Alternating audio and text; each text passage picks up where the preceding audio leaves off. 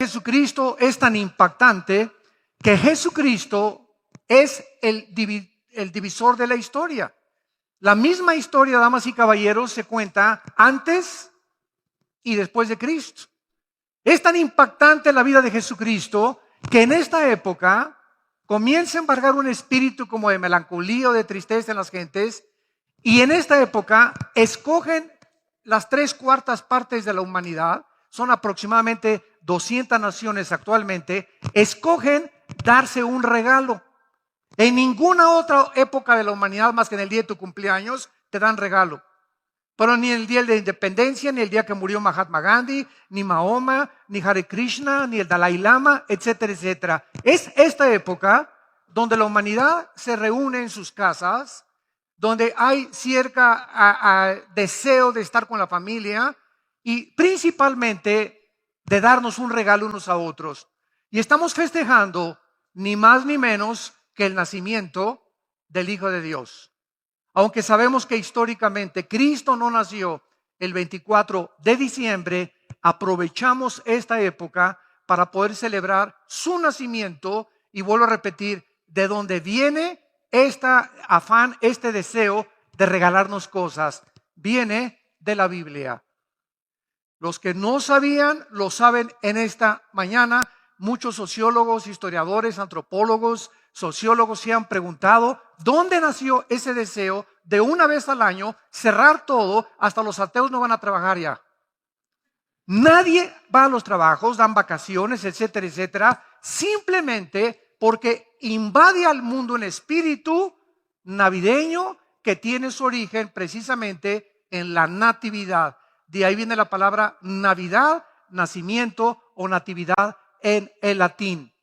La Biblia nos dice, de tal manera amó Dios al mundo, Juan 3:16, que dio.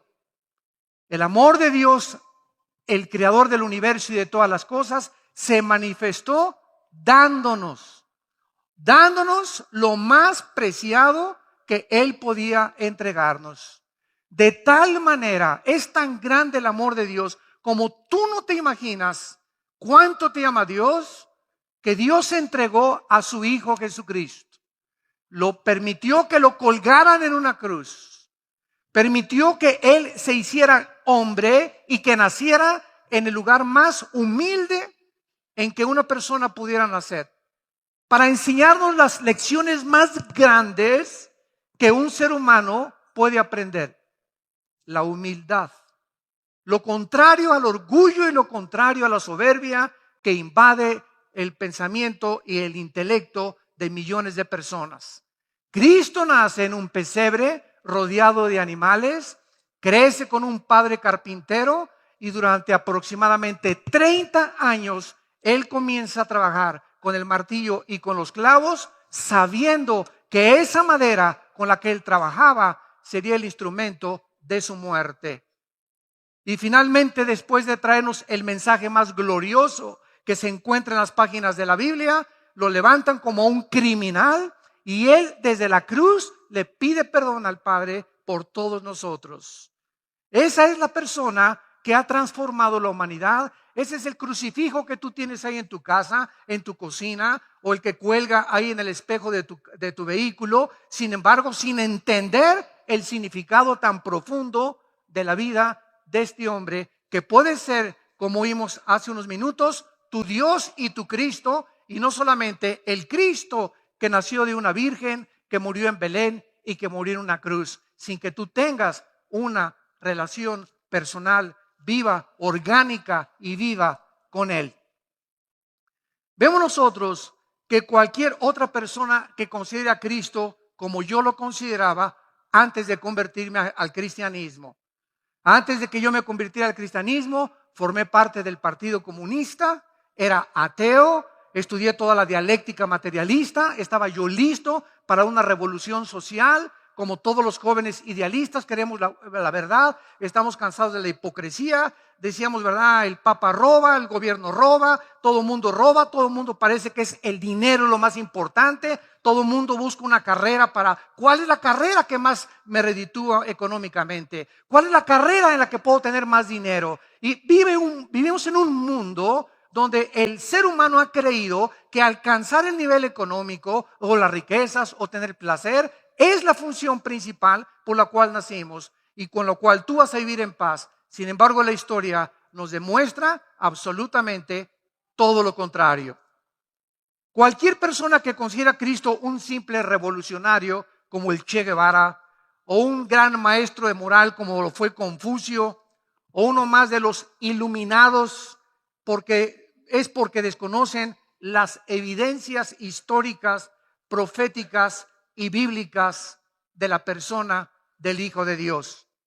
Nunca, damas y caballeros, se escribió jamás de Buda, de Mahoma, de Confucio, del Dalai Lama, de ningún hombre religioso que tú me puedas mencionar. Nunca se mencionó antes, con cientos de siglos, dónde iban a ser Buda, dónde iban a ser Mahoma, dónde iban a ser el Dalai Lama, dónde iban a ser el Maharaji, dónde iban a ser los grandes líderes que el mundo considera religiosos. Sin embargo, 700 años antes de que Cristo naciera, el profeta Isaías en el capítulo 7 nos menciona que nacería en Belén Éfrata, la pequeña aldea de Judá, y dice la Biblia que sus salidas de este hombre que iban a ser 750 años después eran desde el principio y desde la eternidad. La Biblia profetizaba con cientos de siglos de anticipación que el Mesías esperado por Israel, el hombre que Dios enviaría al mundo a mostrarnos el camino, la verdad y la vida, nacería en una aldea y que Él era eterno. Que Él no iba a nacer como tú y como yo nacimos. Cristo existía antes de que naciera en el vientre de la Virgen María. Él ya existía desde la eternidad y se hizo hombre y regresó al Padre como Él lo enseñó a los discípulos. Nunca de nadie se escribió quién sería su madre. Se escribió que una virgen iba a concebir a el Mesías. ¿Dónde crecería? Su ministerio, su forma de morir, quiénes le crucificarían, su resurrección y ascensión, su segunda venida a este mundo a reinar eternamente. Busca el personaje que más admiras. Busca el escritor, el filósofo que tú más admiras. Esto fue lo que hice yo hace aproximadamente 37 años. Cuando mi hermano Alejandro, que se encuentra aquí, me presentó a Jesucristo en la Biblia, yo estaba completamente enemistado contra todo lo que era religión, todo lo que era religioso. Le dije yo a mi hermano, ¿sabes que hay más de 5,000, 6,000 religiones? Todas las religiones dicen que tienen la verdad. Esto me contradice filosóficamente, porque esto me habla de un relativismo total en la filosofía. No pueden todas tener la verdad y todas decir que es la verdad. Entonces descubrí, cuando leí Juan 14:6, que no era una religión la que yo estaba buscando, sino ese hombre que me decía, yo soy el camino, yo soy la verdad, yo soy la vida. Entonces pude principalmente en ese momento descubrir que Jesucristo no era una religión, más de las miles que existen, era un hombre. Era Dios hecho carne, que me decía que Él era la verdad, el poseedor único y absoluto de la verdad. Y en ese momento recuerdo que en mi mente yo concebí estos pensamientos. Este hombre fue un lunático, un psicópata, un maníaco, un loco, ¿verdad? Un esquizofrénico. O Él es lo que Él dice que Él fue, el camino, la verdad y la vida. Pero por favor no vengas con un gran revolucionario o un más gran maestro de moral, porque Cristo no nos deja esa alternativa ni esa opción. Él es Dios en la carne, o deséchalo para siempre y ponlo con toda la colección de tus ídolos que tú tienes. Pero Cristo es Dios, y si Él es Dios, ¿sabes una cosa? Tu vida está de por medio. Porque tú no sabes si hoy en la Navidad te mueres de un ataque al corazón después de tanto pavo que comas el 24. Esta es la época, ahorita veníamos de Toluca y no saben el accidente que vimos en la carretera. A las 4 o 5 de la mañana con la niebla, un carro se estrella contra un camión, quién sabe cuántas personas murieron. Es una época de accidentes, de suicidios. Es una época en la que la gente abusa del alcohol, abusa de la comida. Tú no sabes realmente si vas a vivir el año que entra, ni yo tampoco lo sé. Y como nuestra vida pende de un hilo, es la necesidad intrínseca en la que Dios nos llama a arrepentirnos y a entregarle nuestra vida al Salvador y a entender que solo Él puede transformar las fibras más íntimas de tu corazón. El libro que contiene la vida de Jesucristo es el libro más antiguo de la humanidad. Es el libro que se imprimió en la imprenta de Gutenberg. Es el primer libro impreso en la imprenta de Gutenberg, la Biblia. Es el libro más traducido a más lenguajes, a más dialectos, a más idiomas que cualquier otro volumen que tú puedas mencionar en la historia de la literatura. Es el libro que contiene los registros más antiguos de ciencia, de genética, de evolucionismo, de cómo, no el evolucionismo darwiniano, sino la forma como el mundo va transformándose y cambiando hacia el mal, no hacia el bien. Es el libro más antiguo en los registros de física, de química, de literatura, de poesía, de arqueología, de antropología, de psicología. Hace unos meses nos invitaron a Guayaquil, Ecuador, a dar una conferencia a un grupo de psiquiatras y de psicólogos que organizó en un hotel esta conferencia porque estaban ansiosos de saber qué es lo que la Biblia dice de la psicología, qué dice la Biblia de la física, cómo es posible que hasta 1860 Gregorio Mendel descubriera las leyes de la herencia y la Biblia hace 4500 años nos establecía las leyes genéticas de la herencia y de la biología, de la primera y la segunda ley de la termodinámica, de los principios de química, de física, de matemáticas, de la ciencia y la disciplina que tú me quieras mencionar. Pero al mismo tiempo es el libro más controvertido y más atacado de todos los que existen en la literatura. Esta es la razón por la cual los cantantes satánicos no agarran el Corán, ni el Tripitaka de Buda, ni el Veda de los persas, no agarran ningún otro libro sagrado cuando quieren burlarse de Dios. ¿Por qué es la Biblia? ¿Por qué es la Biblia el objeto de la burla? ¿Por qué este cantante Marilyn Manson agarra la Biblia y la arranca con las hojas, agarra un pollo y le arranca la cabeza y escupe sangre sobre la Biblia? ¿Por qué tiene que ser el libro más controvertido, más burlado en las telenovelas, en las películas, en el radio, en los medios de comunicación masivos? ¿Por qué es la Biblia y por qué es Cristo y el cristianismo el objeto del odio del mundo entero? ¿Por qué? Porque es el único libro, damas y caballeros, que contiene verdades absolutas. No existe en los billones de volúmenes de literatura en el mundo un libro que contenga verdades absolutas. A la misma ciencia se equivoca y lo que era verdad para la ciencia hace 20 años, hoy no es verdad. Como Plutón hace 5 o 6 años, pues los astrónomos descubren que Plutón simplemente no se le puede considerar un planeta y lo sacan de los libros de la astronomía.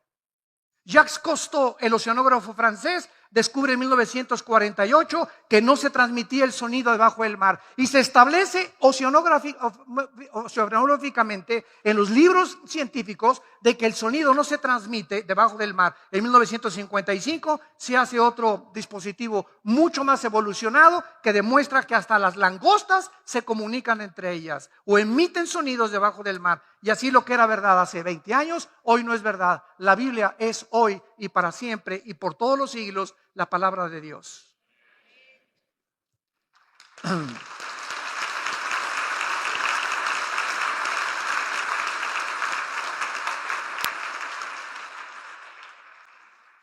Una de las cosas más importantes acerca de la vida de Jesucristo es que si Él simplemente hubiera nacido, pero no hubiera muerto, hubiera sido como todos los grandes moralistas y como todos los grandes hombres altruistas que han tenido y que han impactado de alguna forma la sociedad.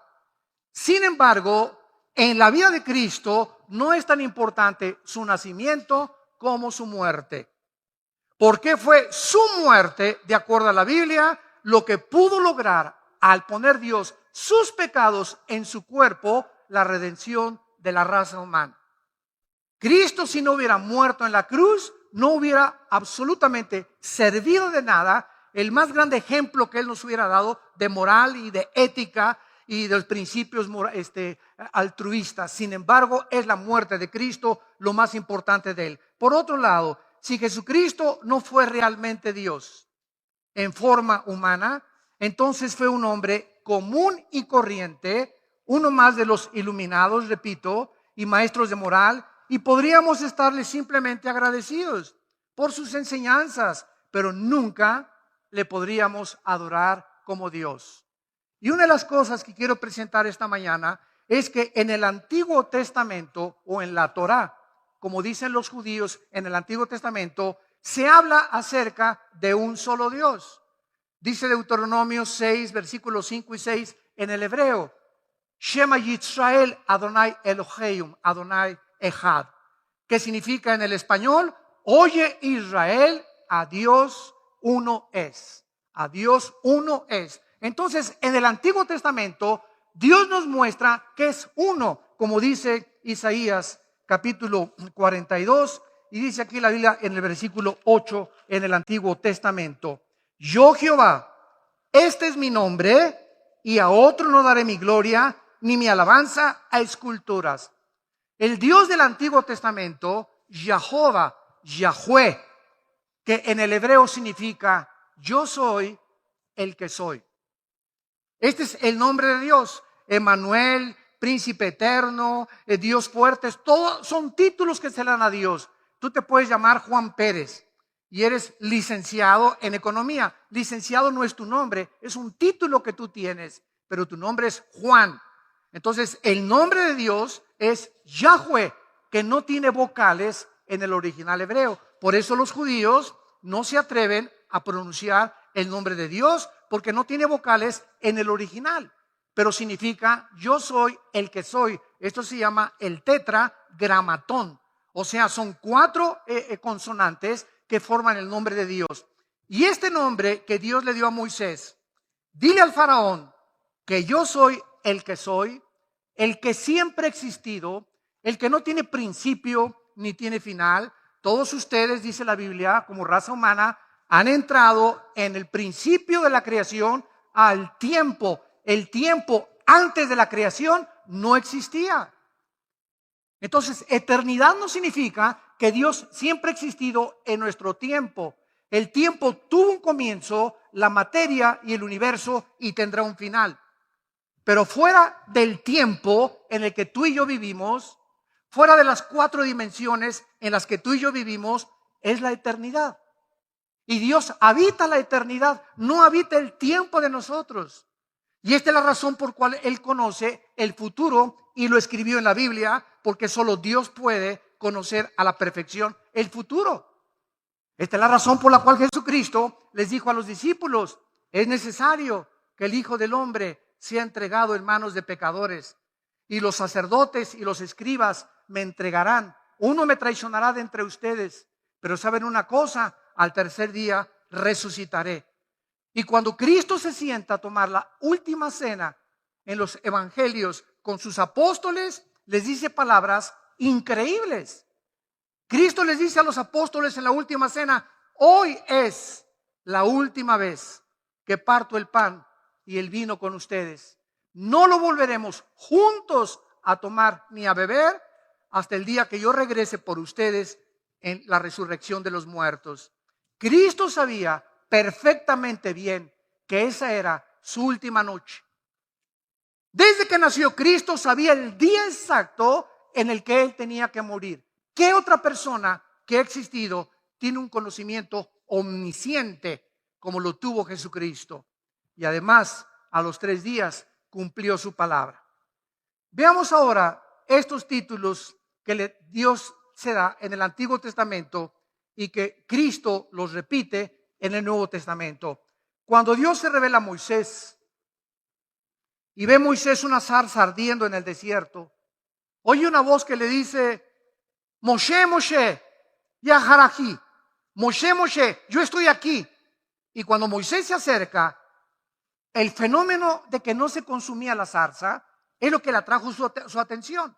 O sea, el fuego sabemos que consume la materia. Pero al ver Moisés que el fuego no consumía la materia, así atrajo Dios la atención de Moisés. Y salió una voz de la zarza que le decía: Moisés, Moisés, quítate tus zapatos, porque en el momento en que tú te acerques a caminar conmigo, estás pisando tierra santa, porque Dios es santo. Y Él quiere que nosotros entendamos esto, que sin esta santidad nadie podrá ver a Dios jamás. Entonces ahí Dios le dice a Moisés: yo soy, el que siempre ha existido.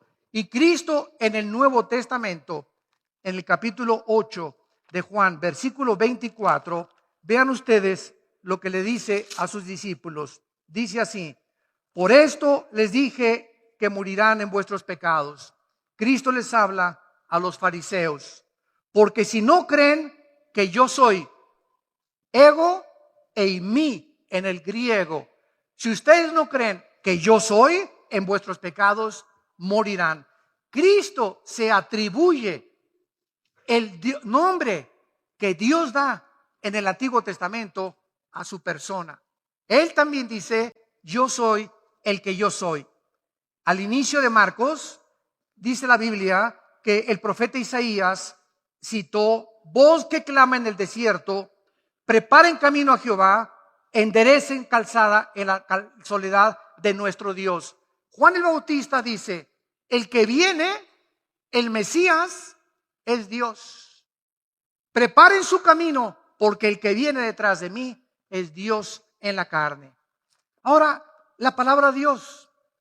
La palabra Dios en el Nuevo Testamento es Theos en el original griego, y es el equivalente en el hebreo a la palabra Elohim.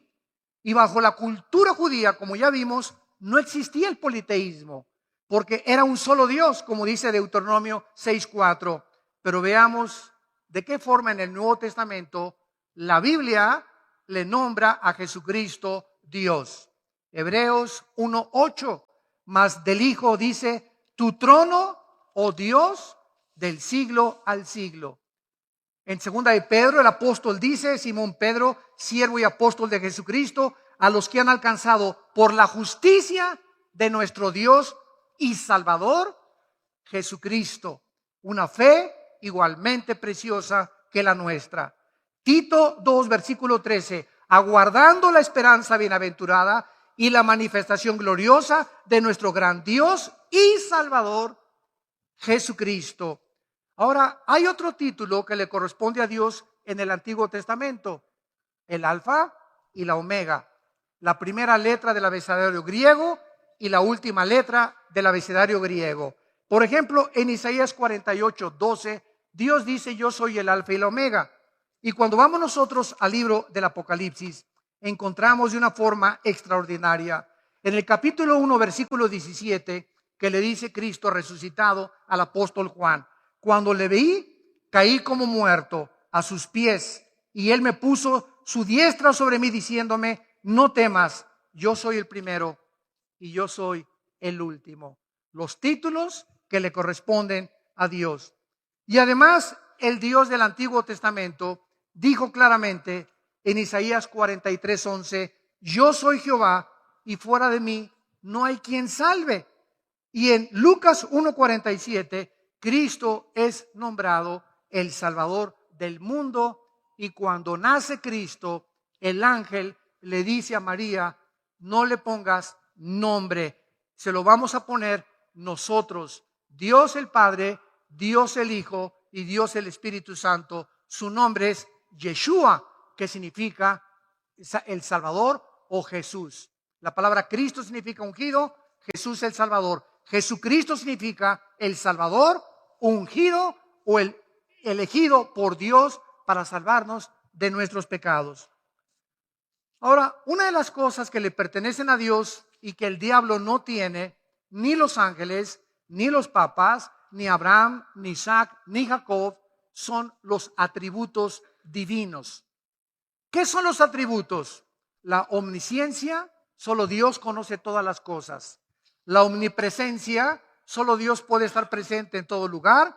Y la omnipotencia, solo Dios puede hacer todas las cosas sin ayuda de ningún ente, de ningún ser en el universo. Cuando Cristo muere, les dice a los discípulos en Mateo 28:20 he aquí yo estoy con ustedes todos los días hasta el fin del mundo. Si un hombre se atreve a decir eso, se está haciendo Dios. Cuando dicen, yo estoy con ustedes, está diciendo que puede estar con todos al mismo tiempo y esto le pertenece a Dios nada más. Y Cristo lo mencionó, que Él podía estar con todos nosotros durante todos los siglos en nuestro corazón si le invitábamos como el Salvador. Ahora, en segundo lugar, la omnisciencia. ¿Qué es la omnisciencia? Dios todo lo sabe. Y esta es la razón por cuando vienes a la Biblia, descubres que las cosas que dicen en la Biblia es más moderna que el periódico Mañana en la Mañana. Todo el panorama ahorita internacional en el Medio Oriente, Irán uniéndose con Rusia, finalmente dice la Biblia que se va a unir con Turquía, con el Líbano y con Alemania para atacar a Israel, fue escrito hace 2600 años. Y los protagonistas que ahorita ocupan los encabezados de los periódicos ya estaban en la Biblia delineados cuando ni siquiera la Unión de Repúblicas Socialistas Soviéticas existía, cuando Irán ni siquiera había cambiado su nombre de Persia a Irán o de Lama Persia y de Persia a Irán, y cuando las naciones que aparecen en el siglo XX en el Medio Oriente independizándose no existían más que en las Sagradas Escrituras. Qué cosa más tremenda, como dice la Biblia, ¿verdad? Que lo más seguro es que el anticristo va a surgir del Islam. Y ahorita vemos que en Europa, escuchen esto, nosotros tenemos misioneros que mandamos a diferentes partes y nos da mucho gusto que estén con nosotros en esta mañana. Mauricio, Salazar y Lulú con sus hijos son bienvenidos y los bendecimos, ¿verdad? Ahorita estaban en Bélgica, el año que entra ya se van a París, van a estar en Francia ministrando la palabra de Dios. Estamos ayudándolos a ellos como misioneros y nos estaban contando, ¿verdad? Si Europa en los 15 años que vienen sigue la tasa de la fertilidad, porque por cada europeo nacen 8 musulmanes, escuchen esto, por cada europeo nacen 8 musulmanes, en 15 años Europa es una nación, es un continente musulmán. Nadie se ha dado cuenta del peligro que existe en el mundo de esta religión extrema radical para tratar de atacar a todos, entre ellos mismos también, porque están divididos en sunis y en chiitas. Pero si tú no eres suní, ahorita Bahar Baghdadi, que es el líder de ISIS, mata a todos los que no pertenezcan, aunque sea musulmán, a la rama del ISIS. Si son chiitas, como en Irak y Arabia Saudita, han declarado la guerra ferozmente contra esta civilización. Anoche mataron quién sabe cuántos cientos de kurdos. El mundo está recobrando y abriendo los ojos. Esto es un peligro inminente. Han infiltrado casi todas las naciones del mundo y nos damos cuenta que es exactamente el panorama que la Biblia delineó hace más de 3500 años por los profetas hebreos. Pero el mundo sigue viendo la telenovela Ricas y Famosas. En el libro de los Salmos, capítulo 139, sí, el mundo está, olvídense, damas y caballeros, el mundo está ahorita con el dinero y que el petróleo y un estrés. Nunca en los últimos 30 años el consumo de pastillas tranquilizantes, Valium, Prozac, Equanil, Ribotril, etcétera, etcétera, todos estos medicamentos jamás en la historia, dice la Asociación de Psiquiatría de Los Ángeles, California, nunca el mundo había consumido tantos tranquilizantes nerviosos como en el siglo XXI. Nunca la humanidad se había encontrado tan tensa, tan estresada. Ahorita que veníamos de la carretera, estuvimos a punto de tener casi 5 choques. La gente está como loca. Se te echan encima, manejas, se enfrenan, te recuerdan a tu mamá el 10 de mayo. Bueno, es increíble cómo está el mundo de tenso. Una ansiedad, una crisis que existe en el mundo, todos gritando, ¿verdad? ¿Qué estoy haciendo aquí? Déjeme por favor vivir mi vida. Quiero relajarme y no lo pueden hacer. Recurren al alcohol, recurren a las drogas, recurren a los tranquilizantes nerviosos, precisamente por eso. Y hace 2000 años, el creador del universo, hace 2000 años, señores médicos y farmacéuticos que nos escuchan, nos da la solución y nos dice, mi paz les dejo, mi paz les doy. Es esa paz la que te impide vivir como una persona normal. Es esa paz, es lo que necesita tu corazón. Es esa paz, ese control de tus emociones, de tus sentimientos, de saber que todo está bien, que cae el petróleo, que cae, que rueda el mundo. Mi Señor es mi Dios, nunca me dejará, nunca me desamparará. Estará todos los días conmigo hasta el fin del mundo. Él es Dios, Él es mi roca, mi fortaleza. Él es el pan de vida que ha bajado del cielo. Él dio su vida por mí. Si Él conmigo, ¿quién contra mí?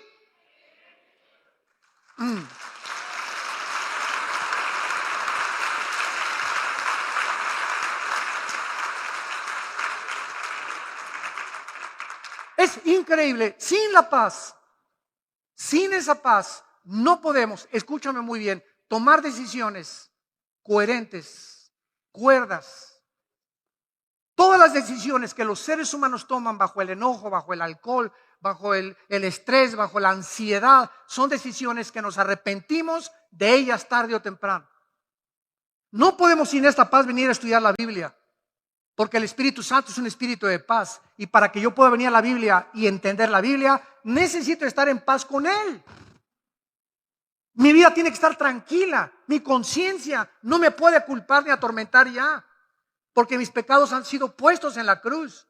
Pasados, presentes y futuros. Yo tengo que venir a la Biblia con una conciencia tranquila. Es la sangre de Cristo la que me puede conectar con Dios y con la Biblia. Porque es la palabra de Dios. Pero si yo vengo con pepita en comal y con ansiedad y todo, y Señor, ayúdame, me contesta Dios desde el cielo: primero tranquilízate, sereno moreno.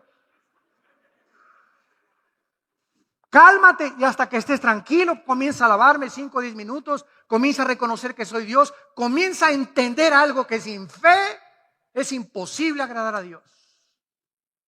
¿Y qué es la fe? Creer que cuando yo vengo a la Biblia, Dios me va a hablar y que yo voy a tener las peticiones que anhela mi corazón. Esa es la fe. Y si yo no creo eso, aunque oigo 1000 mensajes y 1000 predicaciones, me entra por acá y me salen por allá. Como dice Hebreos 4, no les aprovechó por no ir acompañada de fe en lo que lo oyeron. Es la fe la que hace que la Biblia tenga vida dentro de mi corazón. Y dice el Salmo 139, hablando de la omnisciencia de Dios. Escuchen lo que dice la Biblia, damas y caballeros. Hace 3000 años se escribió el Salmo 139. Oh Jehová, tú me has examinado y conocido. Tú has conocido mi sentarme y mi levantarme. Has entendido desde lejos mis pensamientos. Has escudriñado mi andar y mi reposo, y todos mis caminos te son conocidos. Aún no está la palabra en mi boca, y he aquí, oh Jehová, tú la sabes toda. Esto se llama omnisciencia. Hoy en la mañana que tú llegaste a este desayuno, tú no sabías dónde te ibas a sentar. Dios sabía antes de que llegaras acá quién se iba a sentar a tu derecha, quién a tu izquierda, quién enfrente y quién detrás de ti. Cuando vas en un avión y compras un boleto, Dios antes de que compraras el boleto ya sabía quién iba a estar a tu derecha y quién iba a estar a tu izquierda en el avión. Y cuando nosotros tenemos ese conocimiento, esa conciencia de ese poder de Dios, descansa nuestra alma de saber que Él todo lo sabe. Que la esposa con la que me casé, el esposo con el que me casé, formaba parte de su plan si nos casamos en su voluntad, desde luego, y creyendo que Él era el Padre Dios de Jesucristo. Pero es increíble que esta omnisciencia Cristo la haya manifestado en el Evangelio de Juan. Dice el capítulo 16 de Juan: Jesucristo dijo: porque yo he aquí que estoy con ustedes y ahora entendemos que sabes todas las cosas. Los discípulos le dicen a Cristo: entendemos que todo lo conoces y no necesitas que nadie te pregunte. Y dicen Colosenses 2:3 que en Cristo están encerrados todos los secretos de la sabiduría y del conocimiento. Cristo es Dios, Cristo es el Salvador, Cristo tiene los atributos de Dios y Cristo tiene la eternidad. Y finalmente, damas y caballeros, Cristo es la única persona que podemos adorar. Cuando los apóstoles en el libro de los Hechos, capítulo 10, versículo 25 y 26, la gente los quería adorar y besarles la mano, y esto está en todas las Biblias. Escuchen lo que dice Hechos 10, 25 y 26. Cuando Pedro entró, salió Cornelio a recibirle y postrándose, o sea, hincándose delante de Pedro, este centurión romano llamado Cornelio, le adoró a Pedro. Mas Pedro le levantó diciendo: levántate, porque yo mismo también soy hombre. Los mismos apóstoles prohibieron que nadie se hincara delante de ningún hombre, porque no hay ningún otro nombre dado bajo el cielo que podamos adorar y podamos servir y en que podemos ser salvos, más que en el nombre de Jesucristo.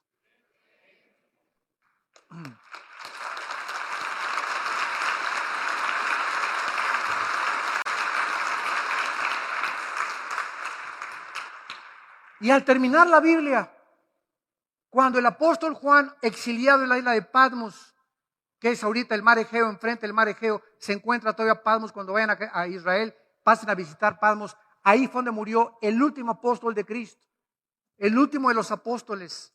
Un ángel se le aparece a Juan, capítulo 22 del Apocalipsis, versículo 8 y 9.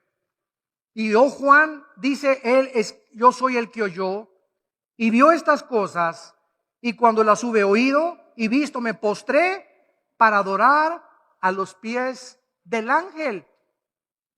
Juan tiene un ángel enfrente de él, enviado por Dios, y Juan cae de rodillas a adorar al ángel que me mostraba estas cosas. Pero él me dijo, el ángel le dijo a Juan: mira, no lo hagas, porque yo soy consiervo tuyo y de tus hermanos los profetas y de los que guardan las palabras de este libro. Adora a Dios. Adora a Dios, Él es el único que podemos nosotros adorar.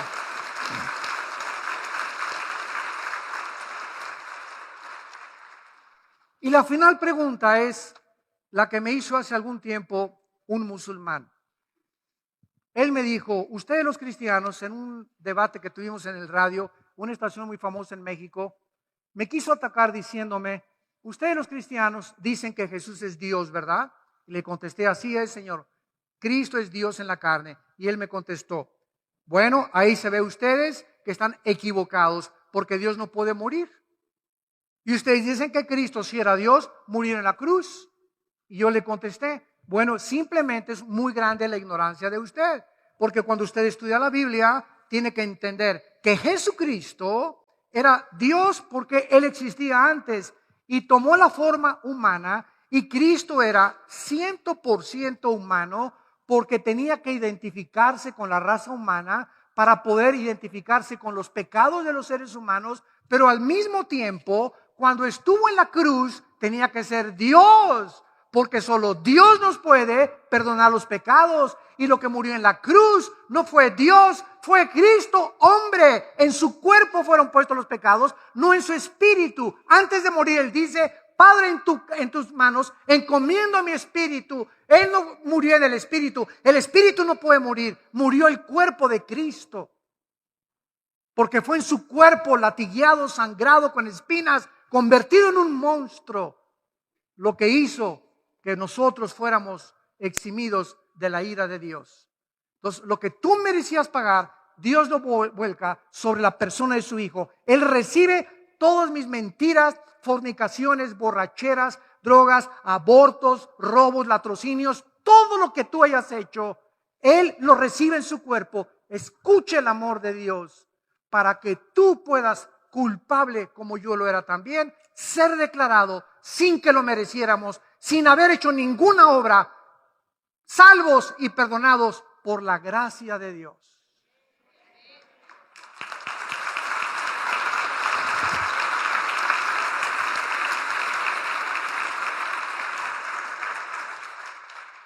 Había un problema, que tú y yo hemos pecado. Dice la Biblia: por cuanto todos pecamos y todos fuimos alejados de la gloria de Dios. Ese es el problema que se enfrentaba con la humanidad. Entonces, ¿cómo puedo yo perdonar mis pecados o ser libre de mis pecados? Pues el ser humano ofreció una solución. Inventemos las religiones. Las religiones nacieron con Caín, el primer asesino que mata a Abel.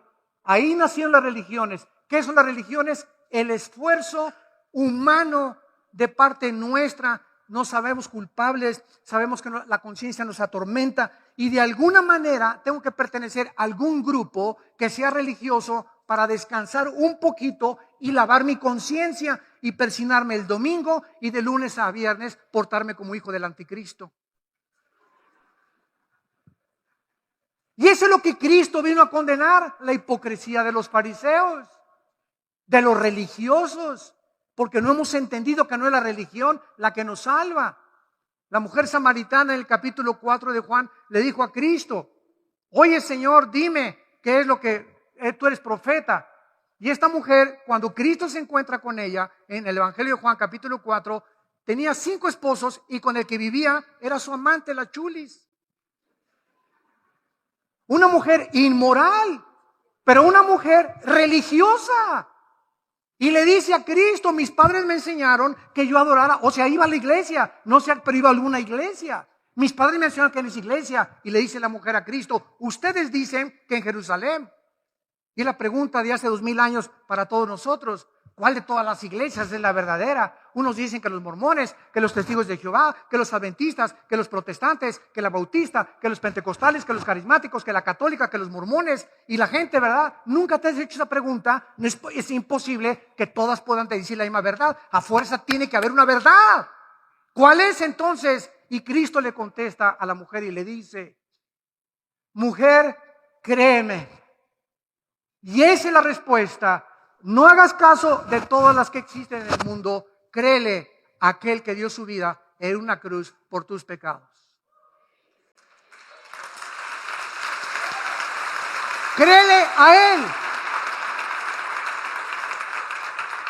Él baja del mundo a sacarnos de esa confusión religiosa en la que el mundo está sumergida. Él viene a sacarnos de ese mare magnum en el que nos encontramos, filosófico, de las religiones. Y es el combate precisamente que ahora en el nombre de Alá mato y en el nombre de esto. Y siempre las religiones han usado la muerte en el nombre de un Dios, pero no es el Dios de la Biblia.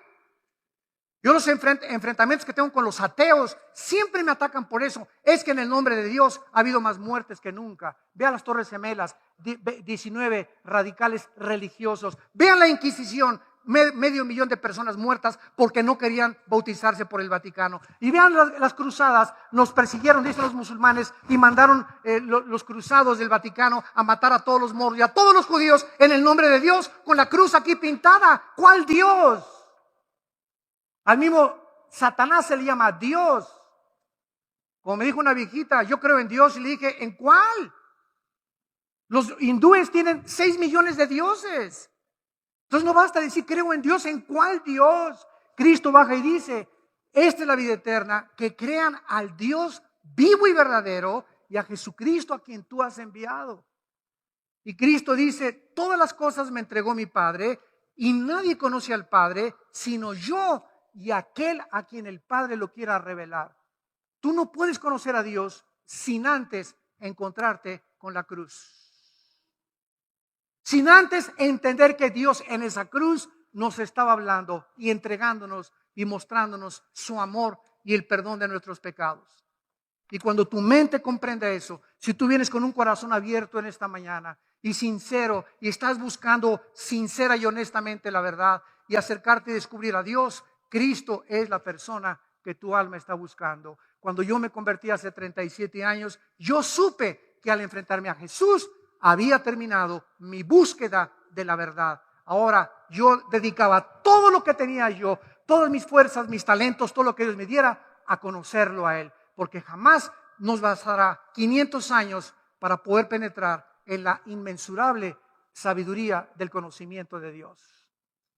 Y no hay una aventura más grande, como dijo el director del proyecto de la NASA en 1960, Vancouver, que dijo que iba a tratar de hacer que toda la gente pudiera encontrar a Dios para poder entender que es la aventura más grande a la que el hombre pueda dedicar sus talentos y todas las cosas que Dios nos ha dado. Conocer a Dios es la aventura más grande que el ser humano pueda tener, la más satisfactoria, la más profunda y la única que va a llenar tu corazón. Ni el dinero, ni las mujeres, ni el poder, ni la política podrán jamás llenar ese vacío con el cual fuimos creados, para que al descubrir a Cristo sepas que Él es la pieza del rompecabezas que solamente puede llenar nuestra alma y nuestro corazón.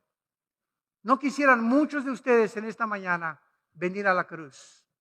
No los invito a ninguna religión, los invito a una cruz, donde Dios entre el cielo y la tierra colgó a su Hijo.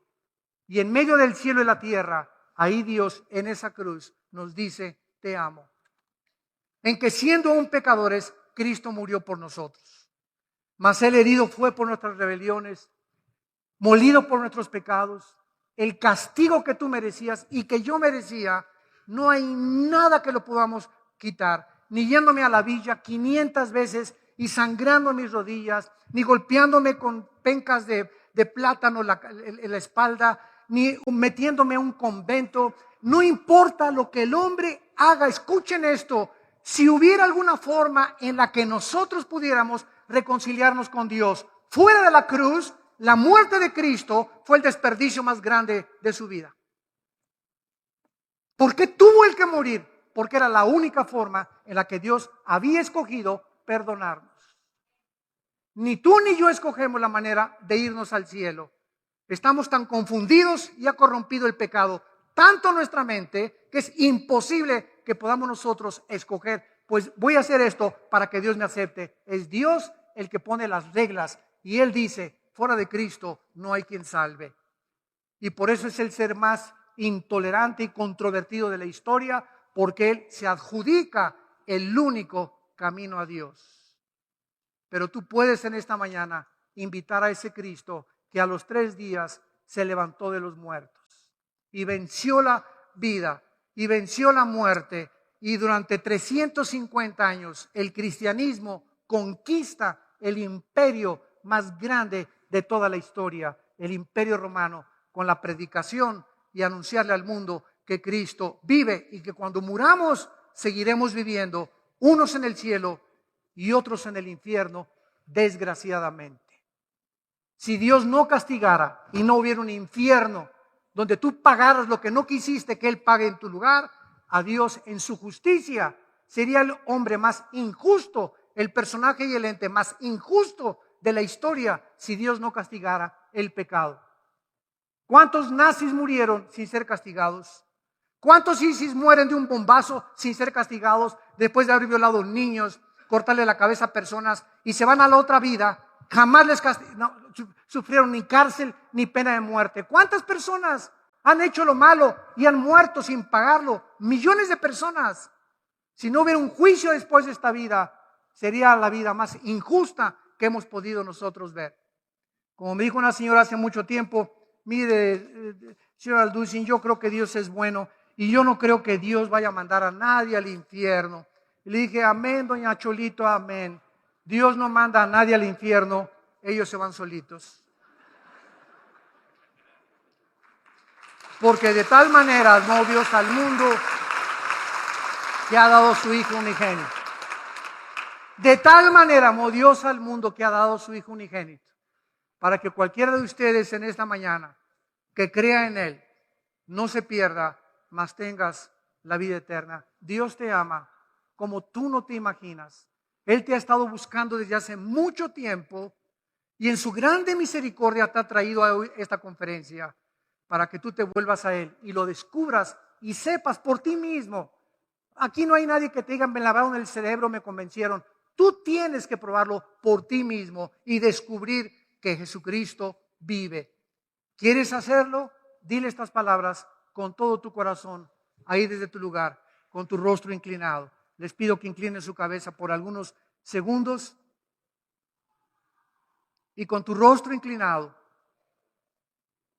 La Biblia dice, este es el testimonio, que Dios nos ha dado la vida eterna y esta vida está en su Hijo. El que tiene al Hijo tiene la vida. El que no tiene al Hijo, aunque tenga una religión, no tiene la vida. Dios te ama y Dios nos muestra su amor en que estando en la condición de pecado, su Hijo Jesucristo paga con su sangre lo que nosotros nunca hubiéramos podido pagar con nuestras buenas obras. Dios nos regala esta salvación porque es gratis. Y Dios te dice que si tú le aceptas en tu vida, te dará el poder de dejar lo que tú estás haciendo contrario a sus mandamientos. Si tú quieres aceptar este regalo, te van a dar muchos regalos esta Navidad, pero hoy recibirás el regalo más grande que en toda tu vida te han dado, la vida eterna y el perdón de pecados. Porque el día que tú mueras, morirás en paz y sabrás que no fue en balde ni en vano haber hecho esta decisión que Dios quiere que tú hagas en esta mañana. Dile: Señor mío y Dios mío, perdona mis pecados. Creo que en esa cruz tú pagaste con tu sangre lo que yo nunca hubiera podido pagar con mis buenas obras.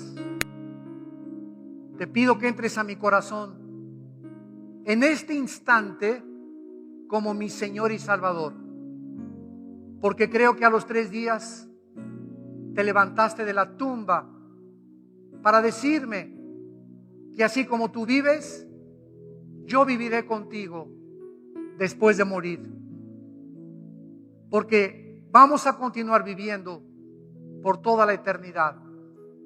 Señor Jesús, gracias por lo que has hecho en mi lugar. Te invito como mi Señor y mi Salvador a mi vida. Te pido por mi matrimonio, por el bebé que traigo en mi vientre, por mis padres. Te pido por mis hijos. Oh Dios, que lo que estás haciendo conmigo esta mañana, lo hagas con ellos también. Que los traigas a tu conocimiento para que yo sea un embajador, una embajadora de tu gracia y tu perdón. En el nombre de Jesús. Amén. Vida Nueva.